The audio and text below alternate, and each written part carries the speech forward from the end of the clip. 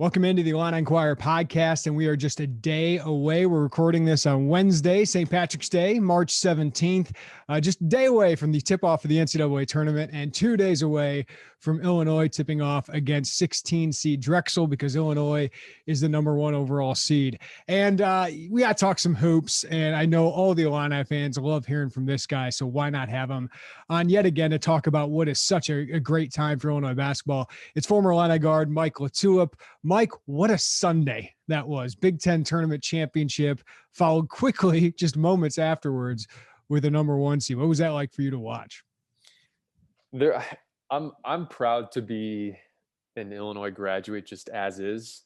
Win or lose, I'm always proud. But there was something about Sunday, man, that I felt a lot more pride than maybe I've ever felt in my time being an Illini, being associated with Illinois. It was really special to see these guys. I think anytime you see a group of guys that can set goals and go out there and achieve them, despite losing out on a regular season championship, despite injuries to your, according to USA Today, National Player of the Year, and just how they've been able to do it and how each guy's kind of found their identity and big guys stepping up in big moments. Andre Curbelo, I mean, you can go down the list, and it's amazing to think that out of all the accolades Kofi's gotten, he's probably still a little underappreciated, which is wild. And I think the cool part about this team is the fact that, and I've said it before, they're just so happy to see each other succeed. And I can say that, and people can say, oh, of course, they're teammates. Well, it's not always like that. You can go across a lot of different college basketball programs right now. And it's definitely not the case. And when you have a controlled environment, when you're in a bubble, when you can't see your parents, when you can't experience what it's like to win like this, in terms of an outsider's perspective, where it's, hey, I can walk around campus and people are chanting Andre Curbelo's name, and like those guys don't get any of that. And as much as you want to be focused on the task at hand, of course, like those things are cool. Those things are cool, and it's part of what makes the college experience what it is. But even just sharing it with your family and them not being able to do that. And I think what you're seeing is these teams, I think you saw a little bit with the Miami Heat in the bubble, like culture wins in these type of scenarios.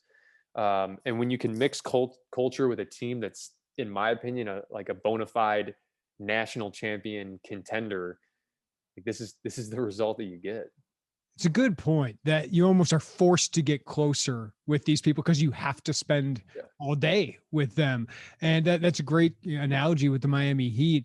And, sometimes, that first time we got the picture of those guys arm in arms on the flagrant at Michigan, I thought it was fantastic. And I thought it is. But like every time we've gotten that sense, I'm like, are we doing this too much? Are we overplaying this? Like, are we just taking this picture every time we see it? But I do think, like, obviously talent wins, coaching wins, but there does have to be that culture. It's a weighted word, right, Mike? But like, you've been a part of locker rooms like that. What do you think makes this one different outside of talent and coaching?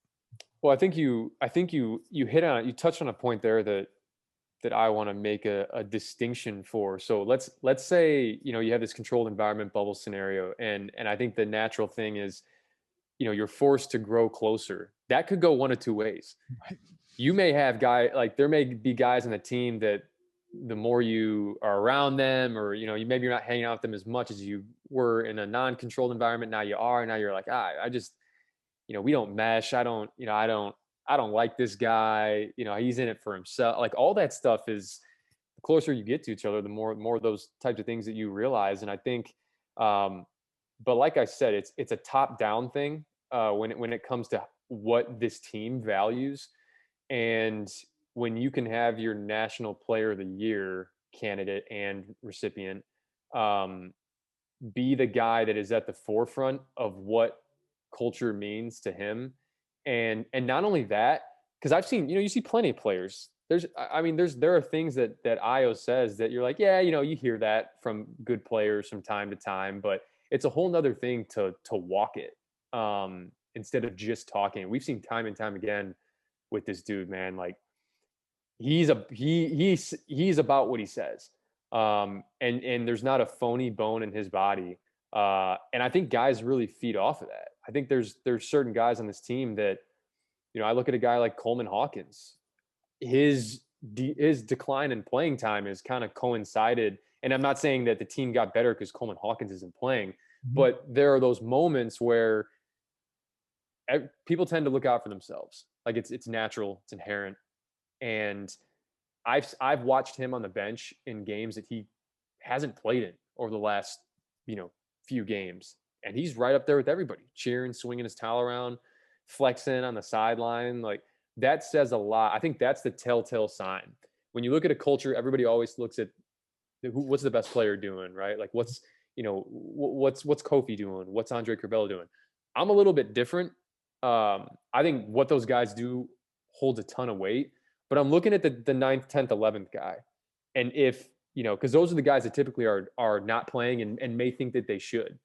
And if you can have those guys just as much on board and pushing for the cause, you don't have this locker room that is kind of cannibalizing itself, where it's like, I'm unhappy with that, I'm not playing, so I'm going to project that onto the guy next to me who I think I can suck in because he's not getting as many shots as he wants.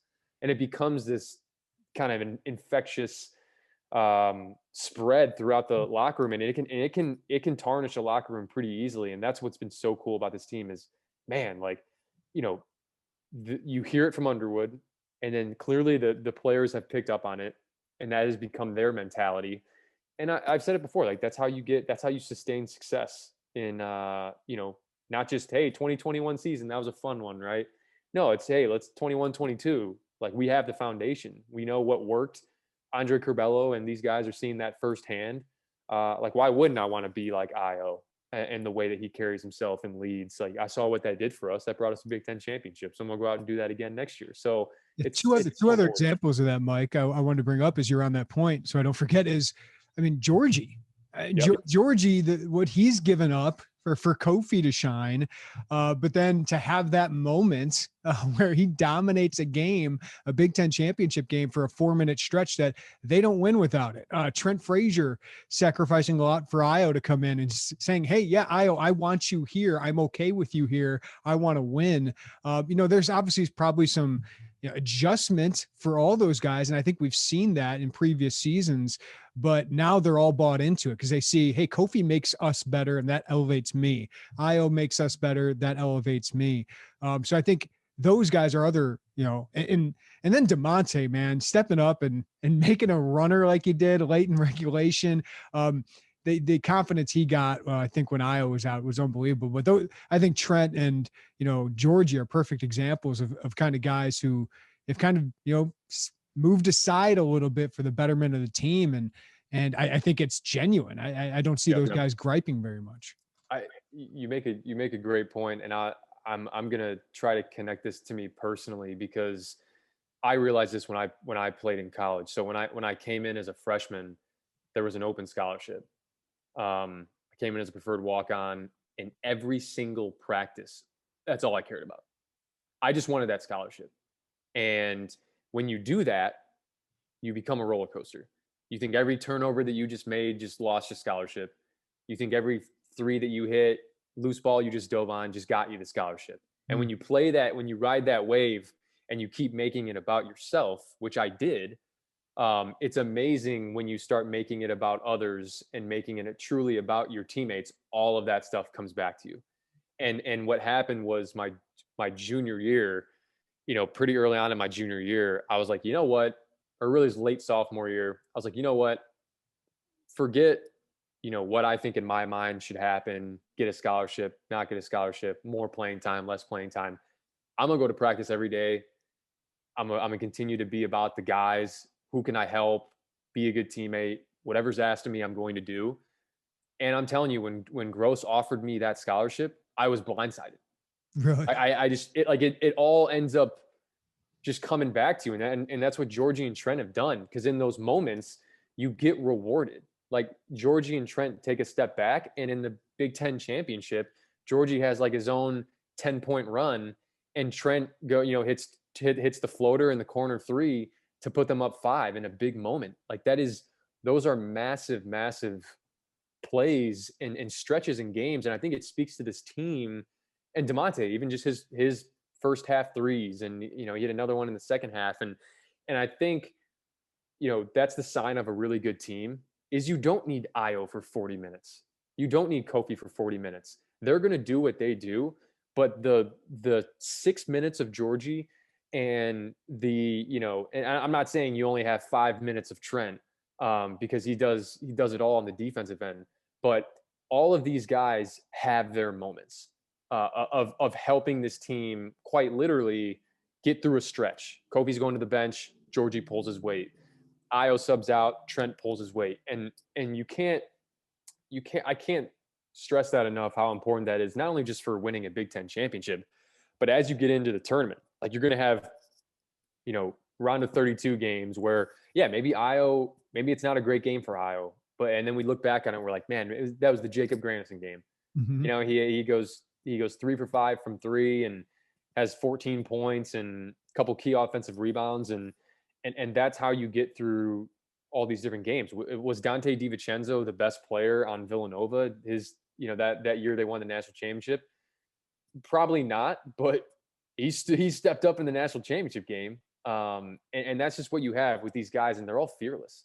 Like they all want that moment. I think it's easier said than done. You have a crowd in there now, and the crowd kind of gets you like more psychoanalyzing yourself. How do I look? What am I doing? I don't want to. And they just ran with it. And it's easier when you have the pro Illini crowd, but Indiana was getting booed. Right. So, it's good to have your own crowd if you're doing really well. And if you're not doing well, it's, you kind of feel front and center for whatever's probably in your Twitter mentions. So I'm so impressed with these guys and the way that they've just tackled all of this head on. I thought you guys never read your Twitter mentions. You'd be surprised. How hard is that? How hard is that as a player? Because some people like respond to me or something, and it's like, I try just to block it out myself just because there's so much negativity in there. Yeah. Can you give me any stories or anything like that of mentions? Because I don't know if people actually know, like, you guys read that stuff. Oh yeah. Like to think that you're just firing off a tweet at a player and it's just, because this is how I always look at it. Whoever sends that tweet is in the middle of cooking dinner, sends it, and then just puts their phone down, goes on with their day. But for someone that's on the receiving end of it, I saw it, man. I had teammates, even myself. Like there's, I had plenty of DMs when I was at Illinois of people that just wanted to play me one-on-one on campus because they thought that they were better than I was. They should have the spot that I had. And did you ever do that? Because I would have loved to have watched you just take the school. What's in it for me? I mean, if you win, you're supposed to. If you lose, it's humiliating. There's no chance anyone on that campus that is DMing me would have beat me one-on-one. But did you want to send them the offer list, like go to verbal commits and send them the offer? Oh yeah, I mean, it's like, dude, this isn't, because that was the misconception. Like for me, it was never, oh, my parents were Illinois grads, it's been a dream school. Like I came there because I want to play. But I had teammates that, they read that stuff, and if you're, 18, 19, 20 years old, that stuff eats away at you because that's a prime time in your life where you're very, very conscious of what people think about you. And you haven't gotten into what your identity is as a whole yet. So everything that someone says about you, you start questioning of whether or not to believe it. And I think, I remember specifically, I finally cracked the rotation. It was a Big Ten game, my junior year. We're playing Purdue. I've been told the 4 previous games that I was going to get in. This is the game. We need you here. Didn't play. So whatever, I'm just staying ready. Get in against Purdue, guarding John Octius, who is a freak athlete. Mm-hmm. And I see Matt Painters, the second I sub in, change the play. Whatever they were running, when I subbed in, he changed it. So I'm saying, hey, this is coming to me. And you better believe I'm going to try to blow this up, whatever it is. And he knew I'd try to over pursue whatever's going on. And he backdoored me. And John Octius dunks it. And a minute and a half later, I get subbed out. And that was it. And I went back to my phone after the game. And that's the thing. Like, and I talked to Myers about this before too, when I had him on my podcast, is, hey, how do you deal with that? Because if you want to pull back the curtain and see the good, you're exposing yourself to the bad too. So you either need to be taking everything just surface level, whatever, it's in one ear out the other ear, or you need to shut it off. And if you think you're a person that is going to take that kind of stuff personal, like after I got backdoored, I went to Twitter and I checked my mentions. Like literally people were, I didn't search my name. They were tweeting at me. And you don't deserve a jersey. You name it. And at that point, like I was already beaten up by the fact that I felt like I'd worked my way back in the rotation, and now a backdoor means I'm out of it again. But yeah, man, and I think too, these players, they want to experience that. When you win a Big Ten championship, you want to feel the love, right? And I think, and I think it's something where, yeah, you expose yourself, you open yourself up to that, and then heaven forbid you lose in the Sweet 16, and the exact thing that you're going to kind of feed yourself, feed your ego a little bit, is the same thing that can kill it. So it's I don't know, if I were to do it again, I think we'd make. It's funny, I always reference my freshman year. We had this rut in 2012, 2013. We were 7th seed, but we lost, I don't know, whatever it was, like 7 of 9 games in Big Ten play. And we had guys on our team going back at fans, not just reading it, but going back at fans. And Gross was like, that's enough. Like Twitter, we're banning it. No one can go on Twitter. You can't tweet anything. I remember that, man. Yeah, we won 6 straight. Yeah. And that was the game. It was the game before Indiana. And we ended up beating them number 1. I'm not saying we won because of a Twitter ban, but I think it did. We blocked out everything else and could just focus on what was right there in front of us, and not getting pulled into, man, this guy from Centralia, Illinois hates my guts right now.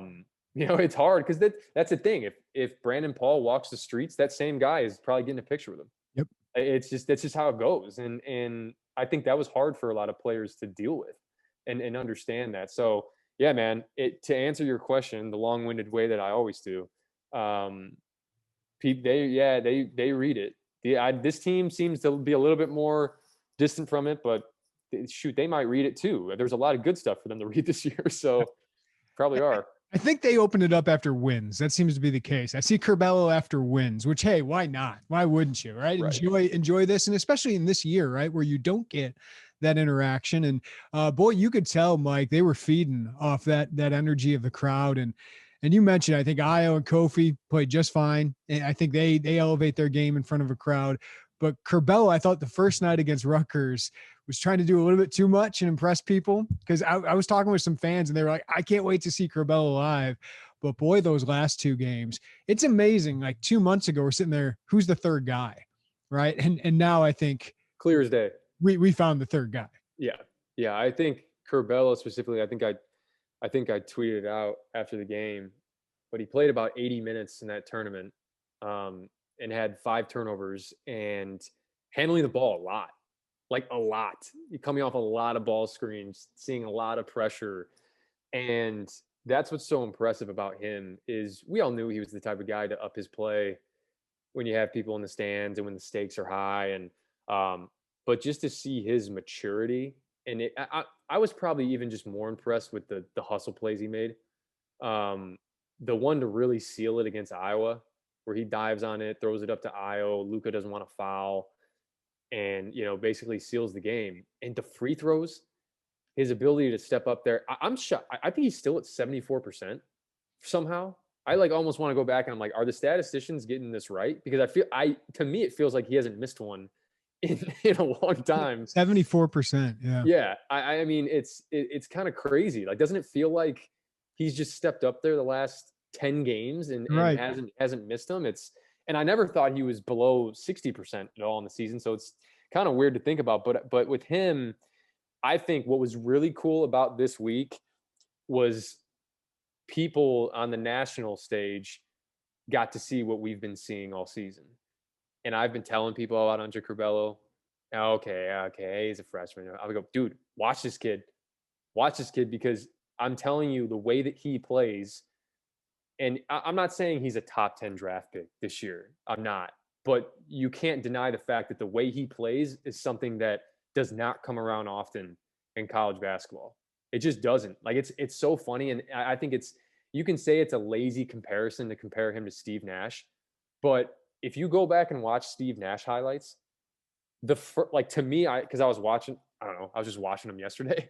The first thing that comes to my mind, like, You're such a geek. I love it. It's just like those are the passes that Andre Curbelo makes. Yeah. The probing underneath the basket to keep the play alive and wait for the perfect time to make. Like, there are some really good point guards in college basketball over the years, and I really, and I'm telling you, Jeremy, I try to take off my orange and blue shades. Mm-hmm. I try to be as subjective as possible, but I had plenty of other people that have no affiliation with the University of Illinois. My high school coach texted me and he said, hey, Curbelo is my favorite player to watch in America.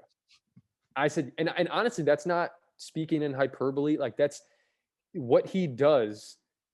There's a nuance to his game, but like there's this fundamental aspect to it, but there's this simplicity to it, but there's this complexity to it. And he's just very, I don't know. He's just a great case study where you're just like, man, this guy will make a pass that I haven't seen all year from anybody in college basketball.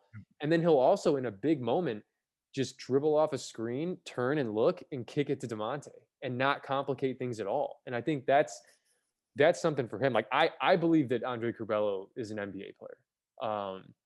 And I'm not sure that that's like a crazy hot take at this point. I think he's proved a lot of different things at that stage.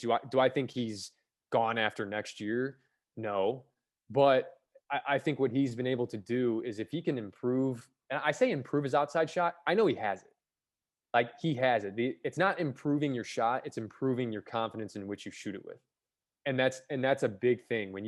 I've had plenty of teammates over the years that you get in your own head when you have guys not guarding you. Yep. You know, laying off of you from the arc. And you can see from the free throw line, he has the stroke. I mean, it's not like sometimes you have the guys that are good 3-point shooters that aren't good free throw shooters, like the Bruce Bowens of the world. I go back, and if you look at Bruce Bowen's stats and now I'm not going to take this off the rails, talking about Bruce Bowen, but Bruce Bowen was about like a 42% 3-point shooter in his career. And then you look and he shot like 48% from the free throw line in one of his years. I think he was like low 60s for his career. For whatever reason, like, he couldn't. But the opposite is always true. Like, if you're a good free throw shooter, you can step out. Mm-hmm. Like, the rotation's good. You know, the follow through is good, and I think he has that. And you think next year, if he shoots 34% from three next year, we're all looking at it like, man, look at the improvement he's made. Whereas, like, we hold Adam Miller to a different standard. Mm-hmm. Adam Miller shoots 34% from three, and we're all up in arms. Yep. Because we think he should just be a 40% plus dead eye shooter as he starts shooting at a line that's almost 3 feet back than his high school one. So I can go on and on about Andre Curbelo, but awesome. I'm excited to see what he does on the biggest stage. I mean, he's obviously not the shooter of Trae Young, but he reminds me of him as a passer and distributor. It's unbelievable. All right. I wrote last week, Mike, about Kofi Cockburn, because Ayo Dosunmu deserves all the praise in the world, but it's obvious the last 2 years they've had a good record when Kofi Cockburn is there. He's changed how they play. And I dove into the numbers, and before he arrived, the 2 years of Brad Underwood, they were 6% worse from two than their opponents. This year, they're 10% better from two. So they go into this bracket, and I know Loyola Chicago is there, and Georgia Tech is there, and Cade Cunningham and Oklahoma State. But, oh, yeah, Keon Johnson and Tennessee are pretty good too. There's some talented teams, right? But they all got to match up with that guy. To me, he is the Illini's, when you play them, you're worried about Iowa, you're worried about Curbelo, but Kofi's like the matchup problem. So I know they could lose in the second round or the Sweet 16 or the Elite Eight, but man, a team's got to match up with Kofi, and he's just the ultimate X factor for him. I 100%. You're spot on. I agree with that. I think the really cool part about this team is that each piece elevates the other piece. And when I say that, Kofi is such a dominant force inside that people have to help. And when they do help, now you're kicking it out. It may not be Kofi kicking it out to shooters, although he did. I believe it was the Iowa game. He kicked it out to Iowa for a 3, which got me on my seat. But just the gravity and the attention that you have to keep on Kofi, and the way he wears down the opposing bigs. Like, those bigs have to fight every possession against him just for positioning, and then let alone the rebound, and let alone just making sure you don't foul him, or if you do foul him, you may get away with it anyways. But I think for a lot of these, for Kofi specifically, you can go down the list. Yeah, not a lot of college basketball teams have an Ayo Dosunmu. Not a lot of college basketball teams have an Andre Curbelo. You have players that maybe can do some of the things that Curbelo does or Ayo does, but I'm not sure there's another Kofi Coburn in college basketball. And when I say that, yeah, there's other big men. Yeah, there's other guys that shoot 60+% from the field. I know he's closer to 70, but it's the way in which, if you go back and I'm sure you have, like, you go back and watch just like the Big Ten tournament montage and some of the catches he made off some just great passes. And I think specifically the Rutgers, when Andre Curbelo was kind of stuck and Kofi didn't really have position and Curbelo kind of threw him open, like, his body was turned completely the other way, and he had to go and turn and have enough dexterity to grab it, but also like softly grab it and not do the bobble to have your defender catch up as you're bobbling it. Like, he caught it and went right back up with it. And I think he has, and this is going to be the question mark, if he comes back next year or whatever. But, I think what Andre Curbelo has done, and Ayo too, Ayo's been so improved off of ball screens. Curbelo obviously is just a wizard off of ball screens. But what they've done for him, anyone can come down and just throw it into the post for him. But are you putting him in advantageous positions to not draw offensive fouls, to not, take bad shots, to take him out of rebounding position to get an over the back, or get, or just side check somebody and get called for a foul? Like, all those stuff are work together. Like, I think Kofi's a better player because Ayo and Curbelo are on the team. I think Ayo and Curbelo are better players because Kofi's on the team. And that's what's really cool about having a really, really great team with pieces that truly, I'm just thinking, if I were to just put my coaching hat on, man, how would I guard Illinois? Like, what would you do? Like, do you double? Because if you double, I still think Kofi has an advantage. Right. I've said it before. Like, if he has two guys on him down there and is somewhere around the basket, it's not a bad shot if he shoots it. You start getting 3, 4, like, if you get 3, 4 guys on you, now the passes out are a little more clean. If you just have 2 guys on you and maybe guys zone up, like, that's when you're like, he may have to thread a needle or two. But I don't know. I just look at the way that they've been able to surround him with players that, that elevate his game, to put him in positions to be successful, to make a point of it in certain points of the game and say, we're going to Kofi, period. And they made a point of that. It felt like almost in every game in the Big Ten tournament. It was like, we're starting off this game, we're going into Kofi. I don't know what the number is, but I think Grandison had the N1 against Rutgers, but I think the other 2 games was like, start off with a Kofi dunk or just a Kofi layup. Like, and it's all predicated on penetration. And when you penetrate, like, these guys are, you got Adam Miller and DeMonte Williams out there at times, and these guys are a little hesitant to help off those guys. So it creates lanes, and it all opens it up for everybody. So I think Kofi it's crazy to say that he's underrated. Yeah. But I think he is. Like, it's, and his free throw shooting is going to be the biggest thing for this team going into March. But shoot, he hit some big ones in overtime, in a big moment. I think that's gonna bode well for him going forward. Yeah, what he did with Garza, to hold Garza to 1 point per shot. You just think about, if you get that far, right? Like, Drew Timme, I like Illinois' matchup. If Michigan, you get them again. Like, I like that matchup. It's amazing. There's not like a matchup I'm scared of with Kofi unless he gets into foul trouble. It's like him taking himself out of the game that would concern me. All right, Mike, what did you think of Illinois' draw in this bracket? We got Houston the 2. The 3 is West Virginia. I thought West Virginia would be the 4 and Oklahoma State would be the 3, but Oklahoma State's the 4, Tennessee the 5, Loyola Chicago and Georgia Tech that 8-9 game. Well, I'll start off by saying I've heard you see a lot of chatter. Illinois got a tough draw. Oklahoma State's a 4. And I think I said it yesterday. I think it's a tough draw for Oklahoma State. Agreed. Well, like a much tougher draw. And I think what happens as fans, for the fans that are listening to this, and I think we're all guilty of it at times, is we're not used to viewing our path as a 1 seed. Like, we're just not used to it. Yeah. So what happens is you look at these brackets thinking that this is just your run-of-the-mill Illinois team. Like, man, that Oklahoma State team's good. Man, maybe they get West Virginia and it's like, we're Illinois. Have you seen the year that we had? Did you see how we played in the Big Ten tournament? I mean, you should have the utmost confidence, and it's what makes being a fan of a team like this so cool. Is you can take a little bit of comfort knowing that it doesn't matter the matchup. And I don't say that saying like, oh, it doesn't matter the game, we'll win it. No, it doesn't matter. We have pieces that are tough matchups for anybody, like anybody in the country. And I look at that first game. I mean, you look at Drexel specifically, they're a very slow it down, grind it up. Like that's almost the story for, specifically for if Loyola advances too, you're seeing another team like that. Like the thing with Drexel is if you dive into it, I mean, I think they're 340th in the country in tempo. Like they slow it down.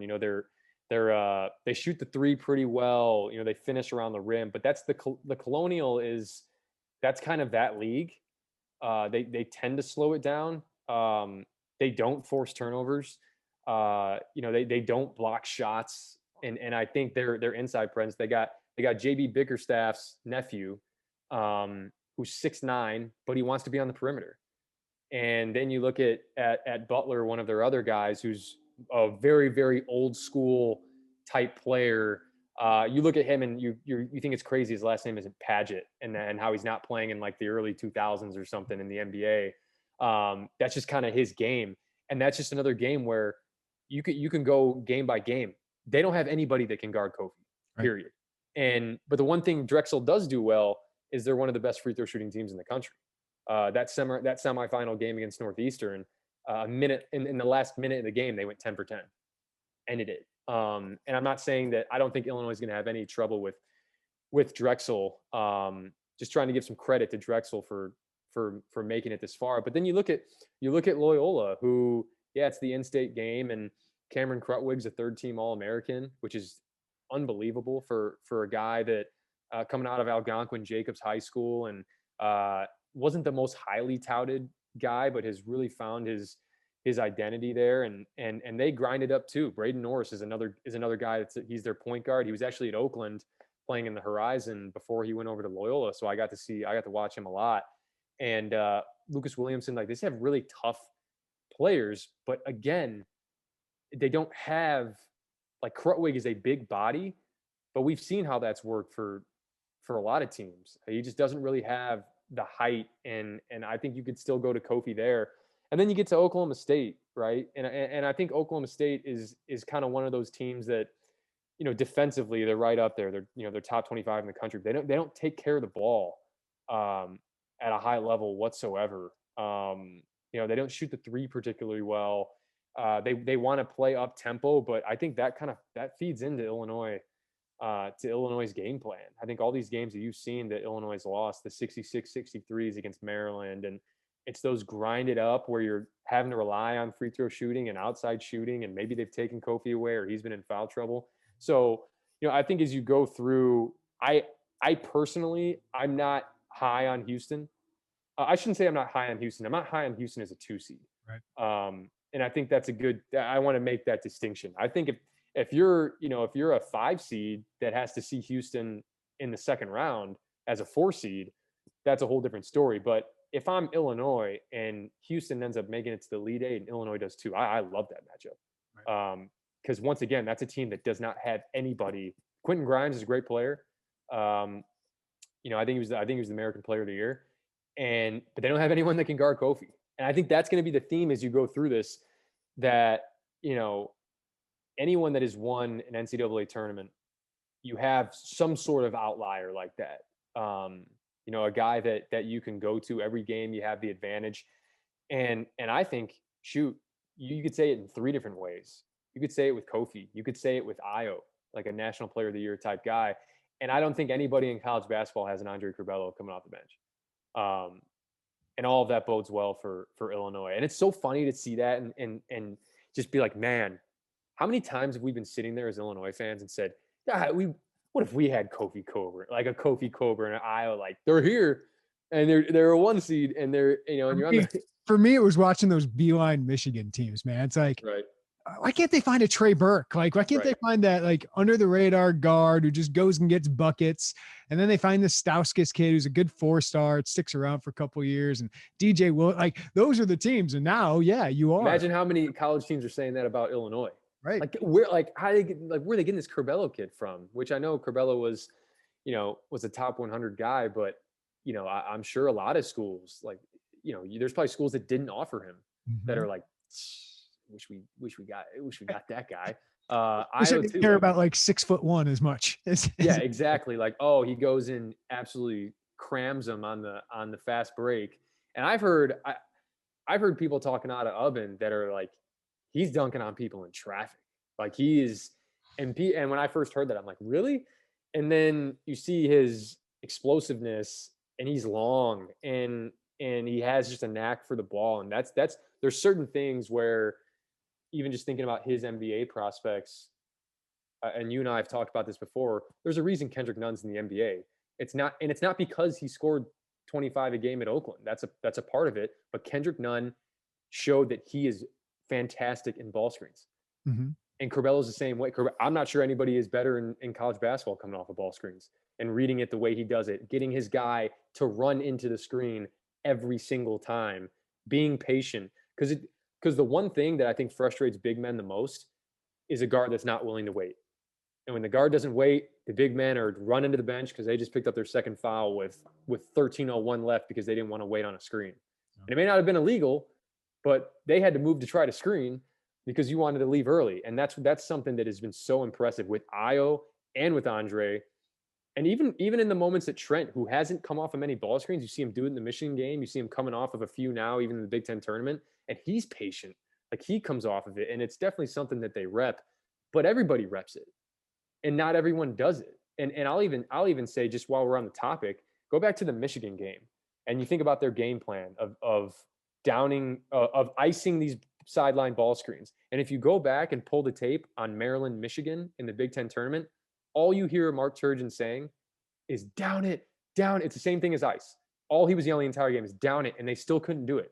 They still couldn't quite get up there and get around the screen. Like, teams want to do it. You could say, oh, the book's out on Michigan. Yeah, but you still have to go out there and do it. Right. And that's why Illinois, I think, is a cut above the rest, is because they have the talent, and then the execution piece, they get it. Like they do it, and they do it at a high level. And I think it's kind of what you want on your team going into March and early April. But before I let you go, Mike, they've won 14 of 15, and against, 6 straight NCAA tournaments here, 5 straight wins over Ken Pom top 10 teams. It's ridiculous. This current runner, 6 straight wins over Ken Pom top 10 teams, I believe. All right. And then, so I think both of us would have them in the Final Four, right? Yeah. But I'm trying to what would be the recipe for them to not make it there? I think the number one thing is Kofi foul trouble, right? Yeah, I think that's number one. And I think number two, and because Kofi foul trouble, you're relying heavily upon Georgie, who I think is great in spurts. But the second thing that I would worry about, and it's kind of what brought Ohio State back into the game, is what Ohio State ended up doing was, okay, let's say, I know this is a podcast. I'm glad there's video. So if people check that out on video, this will make a lot more sense. But let's say Ayo Dosunmu is coming off a ball screen on the left wing, and Kofi Coburn is setting it. What Ohio State ended up doing, and they made the adjustment in the first half or at halftime, which I thought was a fantastic decision on Chris Holtman's part, is you have the guy on the back action. So if you're coming off, there's a guy in the ball side corner with you as you're coming off a ball screen. And that guy is going to tag Kofi. He's going to be in between, making sure Kofi. But the other two guys on the other side, because Illinois loves to interchange, they'll do some pin downs and screens. And what Ohio State did was zone up. They just zoned up on the backside, brought it in, and they're going to force you to make that skip pass. That's the pass that they want you to make. They don't want you hitting Kofi on the roll. So they kept jumbling it up inside. And I think it threw Illinois off a little bit. Like they weren't, because initially, like all they were thinking was, I get this ball screen, Kofi's going to roll, he's going to be a big target, and I'm going to hit him. And I thought there was like a 6 to 8 minute stretch in the second half the other day where they were second guessing, like, oh man, it's really not there. So what do we do next? And I think that's just when you trust, hey, keep running offense, get them moving side to side. If you don't get that initial ball screen, maybe you get a throwback to the ball side corner and Kofi's in position to turn and face, and those two guys on the weak side can't come all the way over, or else you can actually hit a skip pass with even more, with even more open guys. So trusting the fact that, hey, that first pick and roll might not be there, and that's fine. Like, let's get into it. Let's dribble over and hand off to Trent and maybe, or Curbelo, and then now Kofi run up and set another one. Like, force them to continue to have to stay on alert, because I thought at times in the late second half they got a little stagnant when they made that adjustment, and then I thought they hoisted a couple at the end, a couple tough shots. Ended up being, I mean, of course, Io hits the big one to put him up 6, but he missed 3 after that. It's hard to criticize him, Mike, but those were he settled. Like he settled for some really tough long shots there. Yeah, and that's I think what Io realizes right now, and everybody has that shot where, like, I'm gonna get to my spot, and he knows that when he does this where he is facing the sideline and turns and rotates and can get off a shot, he knows he can get that whenever, and I think that's good. And it can be bad in situations like that where he's like, if I need to go get a shot, he knows he can get it off. Like, it's not a truly looking for what the defense is doing. And I say, I mean, we're nitpicking, right? I mean, the guy has been a USA Today National Player of the Year. And I think, but the cool thing is that they already saw that. Like, they saw that, and I'm sure Underwood, Gentry, whoever is going into film, hey, next time we see these guys zoning up on the backside, hey, maybe this is the look we want to give. And I'm sure they've seen it earlier in the year, but it's always good for a refresher, especially heading into the tournament, being like, man, there's things we can get even better at as a 1 seed. So the matchup specifically, like if we're talking actual teams, if you, quite honestly, if you get to a Final Four and Ohio State meets you there, you could go one or two ways with that. You could say, yeah, there's familiarity. We've beaten them before, but yeah, this is a team that also beat you and has proved to keep it close against you. And you kind of stole one in Columbus. And then you swept you, right? Yeah, right. Close to a sweep. And then you look at Baylor. Like, I think Baylor, who's kind of hit a slide. I mean, in Baylor's, relative to Baylor, kind of hit a slide since they've come back from the COVID pause. Do I think, they may be right around the same team that they were in November or in early December. And the good thing for Illinois is they're not the team that they were early in December. They're a lot better. So I think, those types of matchups. And then, if you do make it all the way to the championship and Gonzaga's on the other side, roll the ball out and let's play. Like, at this point, you got talent all over the floor. Your game plan, just as much as people want a game plan for Illinois, and Illinois ends up just coming out victorious because they have better players, they execute better. It's the same thing with Gonzaga. So it's just a lay it all out there. It's a in a game of small differences are the game. I know I've said it before. Like, it's on a whole nother level here in March and early April. But Jeremy, man, it's here. It's here. It is. We've been talking about it all year, and everybody's been theorizing about this team and what it's going to look like. Oh my God, they lost to Ohio State and Maryland. Sky is falling, and nope. This is a team that was only going to get better, and we're here is an understatement. What's your setup, man? Like, what's Thursday, Friday look like for you? Oh my gosh, probably like the rest of the world where you're trying to work. Luckily, I have a company that understands that. That's probably also going to be watching the NCAA tournament. It's like 5 or 6 of us in my company, so. But yeah, man, I'm debating. It's like if they end up going to a Final Four national championship, and I end up staying here in Austin and watching on my TV, I'm not sure I'll be able to live with myself. Right. I may like, and that's the thing. If like I may or may not have a flight to Indy already that I can just change with flight credit. Like I'm not saying that to try to get ahead of myself, but I'm just saying, like, rates will be a little bit cheaper. I can change it, like a TBT. We have a certain regional that it's looking like we're going to be in, that I can maybe move that over for flight credit. So yeah, man, my setup is going to be computer, one game. I might pull the other TV out for another game, and then Why not get the big screen, obviously. That's right. Well, Mike, always appreciate it and enjoy the first couple rounds of the NCAA tournament. We'll catch up at some point during this run because I do think it's going to be a pretty extended run here. Always appreciate it, Mike. Sounds good, man.